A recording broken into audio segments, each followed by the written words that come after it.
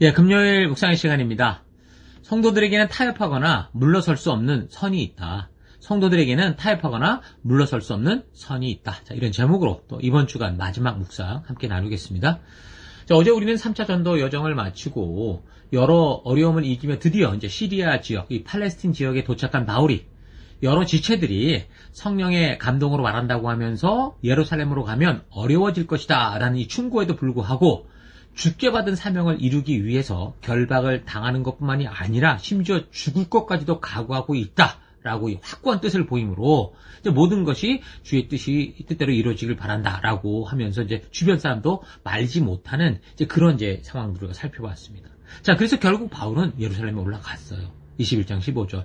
이 여러 날 후에 여장을 꾸려 예루살렘으로 올라갈새 가이사랴의 몇 제자가 함께 가며 한 오랜 제자 구브로 사람 나손을 데리고 가니 이는 우리가 그의 집에 머물려 함이라. 자, 여기서 보면 바울은 늘 신자가 아니라 제자들과 동행하는 걸 볼 수 있어요. 그가 가는 곳에서 멋진 집회를 하고 자신의 기억만 남기고 지나가는 그런 사역이 아니고요. 그는 그가 떠난 후에도 그곳에 제자가 남아서, 제자는 누굽니까? 생명 낳는 생명을 세우는 그런 사람들이죠. 그런 사람을 세워서 그 공동체가 계속 이어질 수 있도록, 그 교회가 계속 이어져 갈 수 있도록 그런 사역을 했던 겁니다.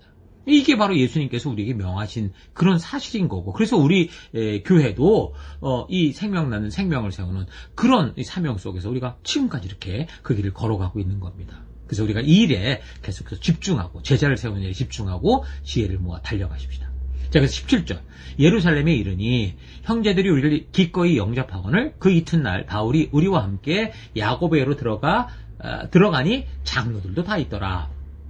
자, 드디어 이제 예루살렘에 바울이 도착하게 되는데 이 시기는 유월절을 지나 오순절을 맞이하는 그런 시기였던 거죠. 그렇다면 이제 아마 세계 곳곳에서 이 절기를 지키려고 했던 많은 사람들이 아마 북적거리고 있을 그럴 때였을 건데, 여기서 이제 바울이 이제 야고보에게로 갔다고 했는데, 여기 야고보는 우리가 아는 것처럼 예수님의 제자가 아닙니다. 예수님의 육신의 친동생 야고보를 말하는 거죠.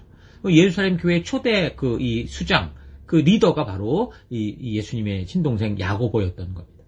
자, 그래서 21장 19절. 바울이 무난하고 하나님이 자기의 사역으로 말미암아 이방 가운데서 하신 일을 낱낱이 말하니, 그러니까 선교 보고를 했더니 그들이 듣고 하나님께 영광을 돌리고, 그러니까 하나님께서 지금 어떤 일을 하시는지를, 하나님이 직접 어떻게 이 세계 속에 이 복음의 문을 열어가시는지를 그 선교하시는 그 현장, 그 순종의 현장을 바울을 통해서 이제 이들이 선교 보고를 통해 확인하면서 예수님께서 살아서 역사하시는 것에 대해서 감사하고 찬양하고 하나님께 영광을 돌렸습니다. 자, 근데 중요한 건 계속되는 구조를 보면 여기서 지금 이들이 중요하게 생각했던, 그러니까 사도행전에서 누가는 지금 이 이야기보다 이들이 정말 영광 돌리고 막 하나님께 복음을 전하자 이렇게 갔다는 게 아니라 뭐 다른 얘기를 좀 해요. 그래서 이제 계속되는 이 20절의 얘기를 읽어보면 바울더러 이르되 형제여 그대도 보는 바에 유대인 중에 믿는 자 수만 명이 있으니 다 율법의 열성을 가진 자라. 네가 이방에 있는 모든 유대인들을 가르치되 모세를 배반하고 아들들에게 할 일을 행하지 말고 또 관습을 지키지 말라 한다 함을 그들이 들었도다. 그러면 어찌할꼬? 그들이 필연 그대가 오는 것을 들으리니 우리가 말하는 이대로 하라. 선한 4명의 사람이 우리에게 있으니 그들을 데리고 함께 결례를 행하고 그들을 위하여 비용을 내서 머리를 깎게 하라. 그러면 모든 사람이 그대에 대하여 들은 것이 사실이 아니고 그대도 율법을 지켜 행하는 줄로 알 것이라. 자, 그러니까 뭔가 좀 석연찮은 얘기예요. 그러니까 바울이 온 세계를 돌며 그렇게 율법적 규례를 지켜서 구원을 받을 수는 없다라고 했던 그 관습을 바울더러 좀 유대인들 앞에서 지키는 것처럼 보이자 이렇게 말한 거죠. 이미 바울이 전도하는 곳곳에서 자주 나타났던 일 아닙니까? 그런데 이런 일들이 예루살렘 교회, 그러니까 사도들과 장로들이 있는 교회의 중심에서도 좀 벌어지고 있었다라는 거예요. 그러니까 예수를 그리스도로 믿고 그분만이 구원의 길임을 믿느냐, 아니면 할례와 율법만이 유일한 구원의 길이냐라는 걸 믿느냐, 아니면 예수 믿고 할례와 율법도 있어야 구원에 이룰 수 있다고 믿느냐. 그러니까 이런 믿음이 뭐냐라는 싸움으로 계속해서 이 교회들은 거기서 사람을 죽이고 살리고 이러고 있었던 거예요. 예수를 믿고 구원받은 그리스도인이라고 해도 유대적 전통 안에서 자라났던 사람들은 그 율법에서 이제 예수로 말미암아 완성된 것에 대해서 이제 우리가 어떻게 자유를 누릴 수 있다라는 것을 잘 몰랐던 거예요. 예를 들면 기독교 안에서만 자랐던 사람들에게 뭐 저 같은 사람도 뭐 모태신앙으로 그렇게 자라왔으니 근데 어느 날 이제부터 주일의 의미가 없다. 꼭 주일 지킬 필요도 없고 기도나 예배도 필요 없어. 네가 마음으로 잘 살면 돼 라고 한다면 지금 한국 기독교의 이 상황에서 내 자신에게도 과연 이 기독교의 존재 자체가 유지되겠습니까? 이게 지금 이런 상황인 거예요. 지금 거의 같은 수준, 이보다 더한 상황이 지금 예수님이 오셔서 이 땅에 오셔서 이루신 일이었던 거고 그걸 지금 바울이 전하고 있었던 거예요.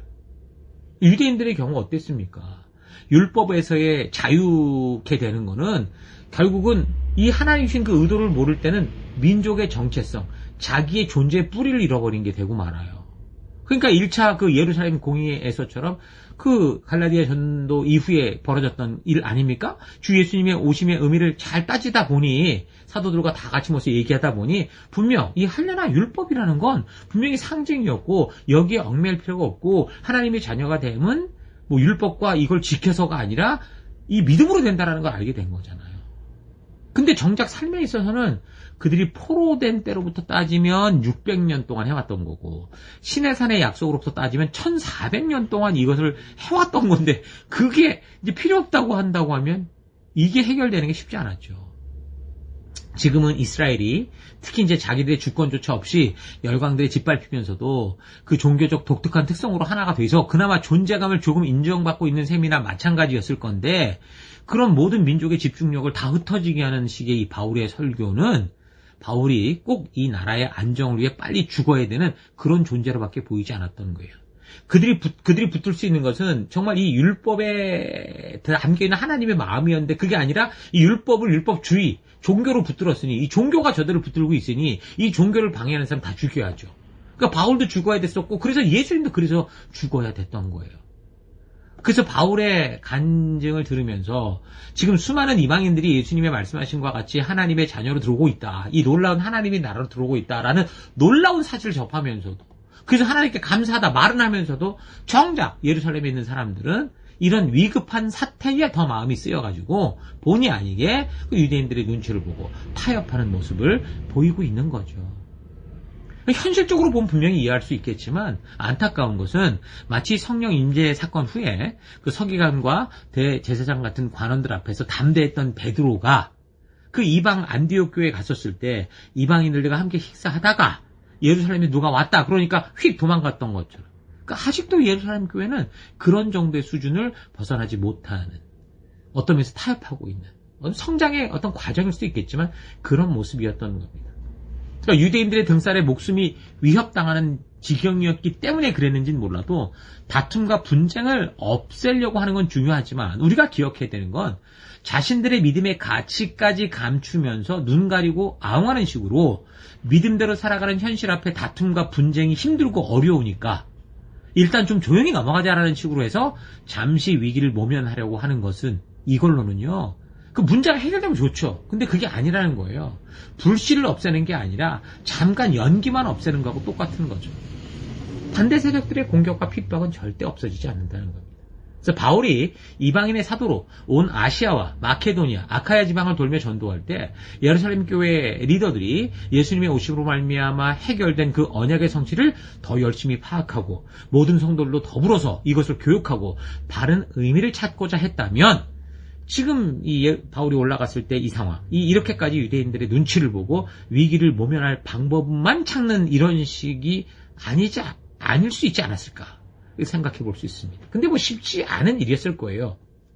자, 그래서 교회에는 이런 여러 자기 믿음을 가지고 살아가는 이들과 공존하게 된다라는 사실을 우리가 기억하면서 이렇게 율법과 종교에 열심인 자들을 비난하기보다 하나님의 말씀을 통해 하나님이 예수 그리스도를 메시아로 보낸 그 의미, 그 진실한 의도를 다르게 만나게 할 수 있도록 꾸준히 이 성경 말씀을 기준으로 삼고 가르치고 전해야 되는 걸 잊지 마십시오. 그래서 우리가 회개하고 예수 믿을 때 순식간에 하나님의 용서를 받고 하나님의 자녀가 된다라는 건 정말 그 믿는 순간에 되는 거잖아요. 칭의, 의롭다 하심을 바로 그냥 얻잖아요.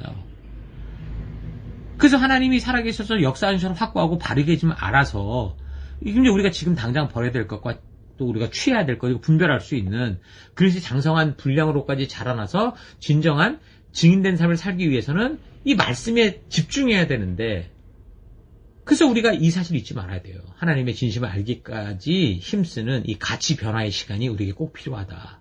유대인들도, 유대인 중에서도 그리스도를 예수로 믿는, 예수가 그리스도다 하시는 믿는 사람들에게도 이런 오랜 시간의 그 변화가 필요했던 것처럼 오늘날 우리 시대에도 세상에 있다가 들어오는 이들에게 그런 변화의 시간이 있다는 걸 일단 우리가 좀 기억해야 될 것 같습니다. 어쨌든 우리 교회도 우리 교회에게 주신 가치를 지켜가는 일이 얼마나 힘들고 사실 정말 목숨 걸 일인지 경험합니다. 모르겠어요. 리더들이나 다른 성도들은 모르겠지만 저는 목사로서 더더욱 그런 걸 느낄 때가 많습니다.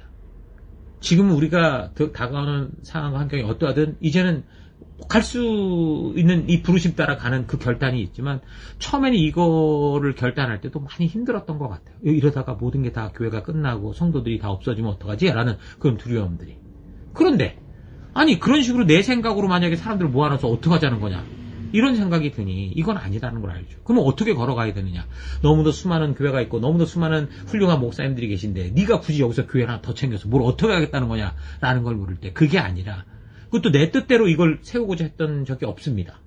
교회가 어떤 사건 때문에 어떤 일들 때문에 그냥 자생적으로 생겼는데 저 자신도 이걸 하려고 목회를 꿈꾼 사람이 아니란 말이에요. 근데 이런 길을 가게 했던 것은 분명한 하나님의 뜻이 있고 목적이 있다는 걸 우리가 알았고 그래서 그 길을 향해 부름받았으니 내가 할 일은 뭐냐? 부르신 그분을 따라가는 거다. 그래서 우리가 이제 그 길을 걷고 있는 겁니다. 예수님께서 주신 이 생명을 낳는 생명을 세워가는 이 교회의 가치를 일구어가는 거죠.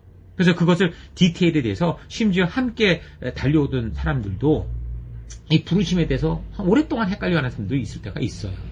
헷갈려 한다는 걸 사실 보면 서로 대화하고 설득하면 되는데 오히려 그 가치를 의심하고 공격하게 될 때 아까 말한 것처럼 목사로서 뭔가 단호한 결단을 하게 될 수밖에 없더라고요. 누군가 함께 가고 있구나라고 보다도 이 길은 나 혼자 걷는 길이구나. 이기적인 게 아니라 그런 결단을 하지 않으면 이 하나님 부르신 이 길을 걸을 수 없더라고요.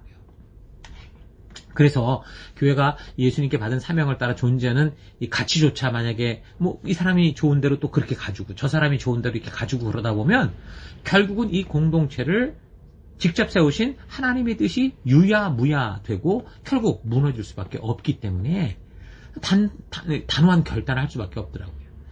잠시 편안한 관계 위해서 자꾸 서로가 약속한 부르신 그 기준선을 자꾸 낮추고 타협하다 보면 결국 이 교회가 존재하는 이유를 상실하게 돼요. 처치가 되는 거죠. 하나님이 세우신 더 처치가 돼야 되는데 처치가 되면 이게 의미가 없는 거예요.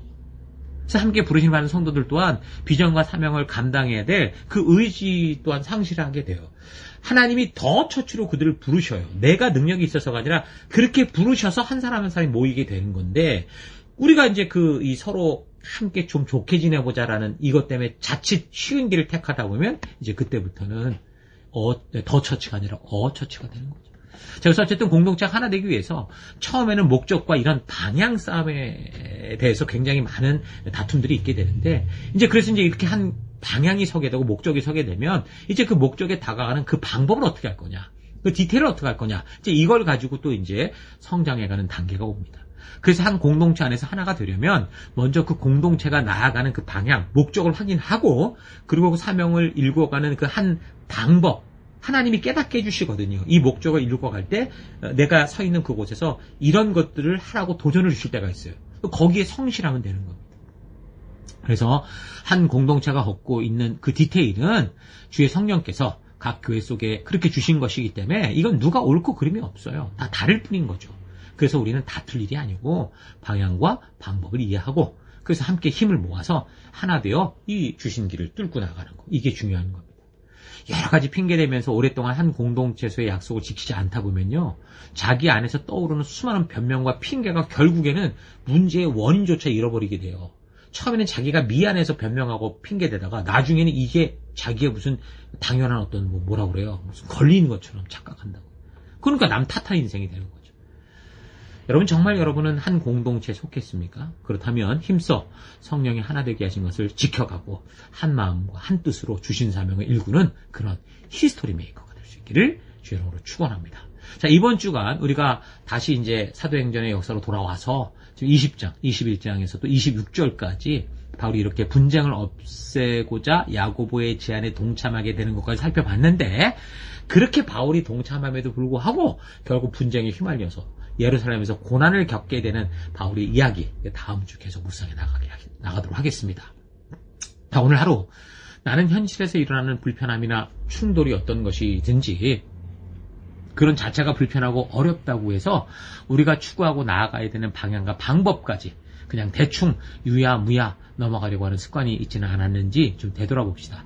우리는 서로 사랑하고 배려하고 이해하고 살아가야 되는 존재가 맞습니다. 그러나 그런 성도들도 물러설 수 없고 용납할 수 없는 분명한 삶의 기준이 있다는 사실 잊지 마십시오. 기독교의 역사 속에서 순교자가 있다는 사실은 뭡니까? 이런 물러설 수 없는 선이 분명히 있다라는 사실을 증거해주고 있는 거죠. 그저 무조건 상대가 옳다고 하면서 좋은 게 좋은 것이라고 지낼 수 없는 분명한 믿음의 선이 있는 거예요. 교회 안에서도 우리가 주신 사명에 일궈가기 위해 존재하고 있는데 그 존재의 이유를 무시하고 그저 말하는 사람들의 원하는 대로 움직일 수 없는 그런 선이 있는 법이죠. 아마도 우리가 삶의 현장에서 영적인 전쟁을 벌이는 부분은 바로 이런 부분일 거예요. 세상은 계속해서 세상의 방법으로 감염시키려고 합니다. 야, 술 한잔이 뭐 죄냐? 담배 한다가 무슨 죄냐? 요즘 같이 가족도 서로 책임지지 못하는 세상, 무슨 교회에서 다른 사람 책임지냐? 너만 종교 있냐? 왜 이렇게 티내냐? 그렇게 정말 티도 나지 않을 것 같은 작은 타협들이 먼저 시작이 되는데, 그러다가 어느 순간 그것은 낚시꾼의 미끼가 되는 거죠. 그럼 영혼 전체를 삼키는 일이 되고 맙니다. 예수로 말미암아 새 생명을 주고 빛된 존재 삼아 어둠을 비추라고 세상에 보냈는데, 세상에서는 그런 빛된 존재라는 명함조차 못 내밀도록 하면서 구별된 거룩한 성도들을 다시 세상의 잡탕밥 속으로 섞여져 버려 다 더럽히고 있는 거죠. 교회 안에서도 주신 사명과 비전, 그리고 그것을 일궈가는 한 방법에 있어서도 원래의 목적을 퇴색하게 하고 하고자 했던 의도조차 상실해가는 타협과 침륜에 빠지지 말고 원래의 목적을 잊지 않도록 발전시키고 또 필요하다면 더 새롭게 창조해낼 수 있는 그런 믿음의 길을 걸어갈 수 있기 바랍니다. 바울이 지금 잠깐 야고보와 교회와의 충돌을 피하기 위해 결단하고 행한 후 어떤 결과가 왔는지 미리 좀 여러분 살펴보시면서 참 지혜를 얻기 바랍니다. 삶의 현장에서 누구에게나 친절하고 배려하고 사랑하며 품어주되 진리의 기준을 흩떨어뜨리는 일들에 있어서는 단호하고 굳건하게 서서 믿음과 말씀대로의 길을 걸어내는 여러분들 되시기를 주의 이름으로 축원합니다. 저는 하루도 힘내십시오. 잠시 기도하겠습니다. 하나님이 원하시는 것이 분명한데 마치 에덴 동산의 수많은 피조물들 중에 선악과 앞에서 하나님의 진심을 의심하듯이 내가 한 공동체에서 함께 힘을 모으기보다 이 교회를 통한 하나님의 분명한 뜻을 의심하고 내가 원하는 것을 얻기 위해 내 방법대로 추구해오던 삶을 회개합니다. 쉬운 길을 찾기보다 바른 길을 걷게 하시고 다툼이 없는 편안한 길이 아니라 다투어도 진리의 길을 걷는 삶 살게 하여 주옵소서. 사랑하며 배려하며 품어주는 삶을 살아가기 위해 진리까지 타협하지 않는 그런 인생 되기 원합니다. 하나님, 성도들에게 타협하거나 물러설 수 없는 분명한 선이 있다는 거 잊지 않고 오늘도 그 분명한 믿음의 길을 걷는 내가 될 것을 결단하고 감사드리며 예수님 이름으로 기도했습니다. 아멘.